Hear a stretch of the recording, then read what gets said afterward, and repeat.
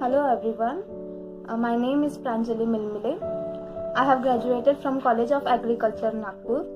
MCAR PG CET 2020 मध्ये forestry या सब्जेक्टमध्ये माझा 3rd रँक आहे विथ स्कोअर 61 आउट ऑफ 100 आणि ॲग्रिकल्चर सब्जेक्टमध्ये माझा 135th रँक आहे आणि स्कोअर 71 आउट ऑफ 100. तसाच हॉटी आणि ABM या सब्जेक्टमध्येही माझा सॅटिस्फॅक्टरी स्कोअर राहिला आहे. ॲज अ स्टुडंट आपल्या मनात बऱ्याच क्वेरीज असतात, जसं की एक्झामसाठी प्रिपेअर कसं करावं, कुठल्या बुक्स रेफर कराव्यात, कुठल्या टॉपिकवर जास्त भर द्यावा आणि आपला स्टडी प्लॅन काय असला पाहिजे. तर I think I must help you in this regard. First of all let us get through the exam pattern. MCR या एक्झाममध्ये 200 क्वेश्चन्स पर 100 मार्क्स विचारल्या जातात आणि टाइम लिमिट 2 आवर्सची असते. एक्झाम पॅटर्न नंतर आहे सिलेबस. थोडाफार चेंज झाला आहे यावर्षीपासून, ज्यात बरेच नवीन टॉपिक्स ॲड ऑन झाले आहेत. Some new courses have been added. त्याचा आपल्याला व्यवस्थित अभ्यास करावा लागेल. आणि त्यानंतर प्रिव्हियस इयर क्वेश्चन पेपर्स जे खूप इझिली आपल्याला ऑनलाईन किंवा टेलिग्रामवर अवेलेबल होऊन जातील. प्रिव्हियस इयर क्वेश्चन पेपर्सनी आपल्याला क्वेश्चनचा दर्जा कळून येतो. MCRच्या पेपरमध्ये कशा प्रकारे क्वेश्चन्स विचारल्या जातात हे आपण previous year question papers through अभ्यास करू शकतो. त्यानंतर महत्त्वाचे आहे नोट्स. मला असं वाटतं की आपण आपला अभ्यास राईट फ्रॉम बेसिक प्रिपेअर केला पाहिजे. आपला जर फाउंडेशन स्ट्रॉंग राहिला तरच आपण हायर लेवलचे क्वेश्चन्स अटेम्प्ट करू शकू. तर फॉर बेसिक प्रिपरेशन अरुण काते यांचे वॉल्यूम 1 आणि वॉल्यूम 2, नंतर एसेन्शियल्स ऑफ ॲग्रिकल्चर आणि राहुरी टॉपर्स आणि a competitive book of agriculture by Nimraj Sunda ही एक क्विक रिव्हिजन बुक आहे, जे सगळा अभ्यास झाल्यानंतर मी जस्ट फॉर रिव्हिजन वाचली होती. या सगळ्यानंतर फॉर प्रॅक्टिसिंग MCQs परभणीचे ऑब्जेक्टिव्ह बुक आहे परभणी, ती पण मी सॉल्व्ह केली होती. एवढे बुक्स आय थिंक इनफ आहे. जर आणखी तुम्हाला इन डेप्थ अभ्यास करायचा असेल तर मग तुम्ही रेफरन्स बुक यूज करू शकता, जसं ॲग्रोनॉमीसाठी यलमंडा रेड्डी. त्यातून मी माझा मेटेरिओलॉजी हा पार्ट वाचला होता आणि ॲग्रो पण त्यात बऱ्यापैकी दिलेला आहे. त्यानंतर सॉइल सायन्ससाठी पाटील आणि माडी, त्यामध्ये सॉइलच्या प्रत्येक concepts from basic as well as higher लेवलचे सगळं त्यात कव्हर होतं.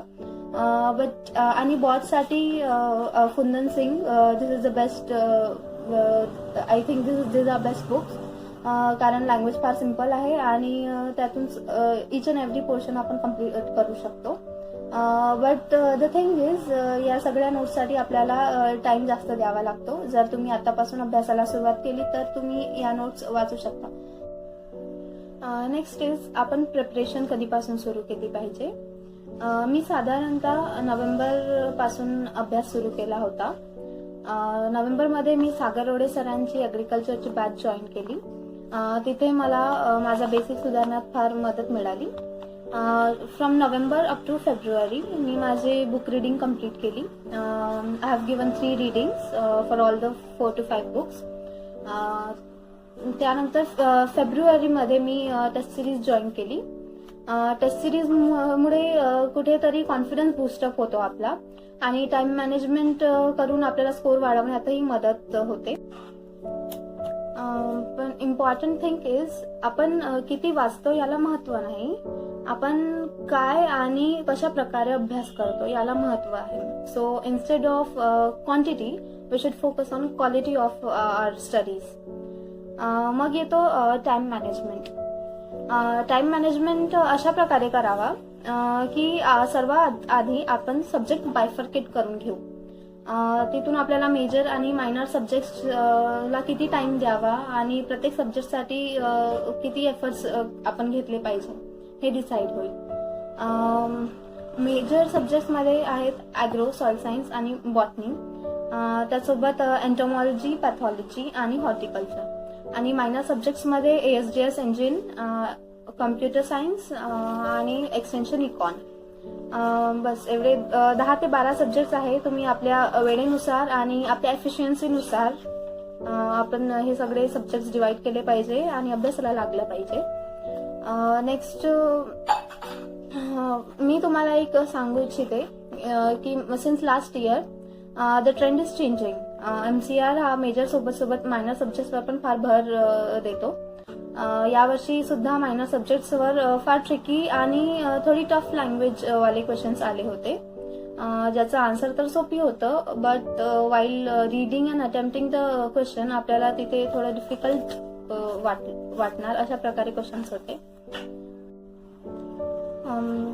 सब्जेक्ट डिसाईड केल्यानंतर येते नोट्स मेकिंग. मला तशी नोट्स मेकिंगची गरज पडली नाही, but if you are making notes then please keep it precise and up to the mark. रिव्हिजनच्या वेळेस ते इझिली आणि क्विकली रीड करू शकू अशा प्रकारे आपण आपले नोट्स बनवावे. आणि मला असं वाटतं की आपण मॅक्झिमम 3 रीडिंग्स आणि 2 रिव्हिजन दिल्या पाहिजे, बिकॉज जेवढं जास्त आपण प्रॅक्टिस करू तेवढं जास्त आपण त्या सब्जेक्टमध्ये मास्टर स्वतःला करू शकतो. आणि the main part through out your preparation is consistency. जर आपण आपल्या अभ्यासात कन्सिस्टंट राहू तर आपल्याला कुठे ना कुठे आपला स्कोअर आपला वाढू शकतो.